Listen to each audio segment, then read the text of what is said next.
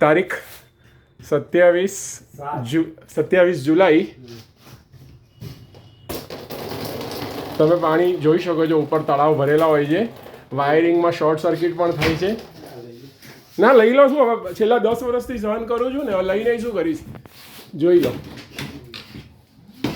આ બધી જગ્યાએ શોર્ટ સર્કિટ ને બધું થાય છે અહીંયા દર વર્ષે. ને મારે લાઇટો નવી નખાવી પડે, ફોલ સિલિંગના પાટિયા દર વર્ષે મારે બદલાવાના.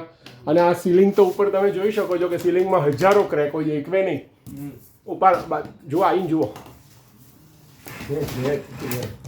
જોઈ લો, બધેથી પાણી આવે છે બધી જગ્યાએ. બરાબર. બિલ્ડિંગ કાં તો રીડેવલપ કરાવો. અને રિદ્ધિબેનને તો કોઈ દિવસ સાંભળવાની પડી નથી એમને કોઈની પડી, કસ્ટમરની નથી એમને કોઈ દિવસ પસ્તાવો થતો કે મેં ખોટું કર્યું. બધે પાણી અહીંયા એ પેલું ફિઝિયોથેરાપીના મશીનો છે બધા.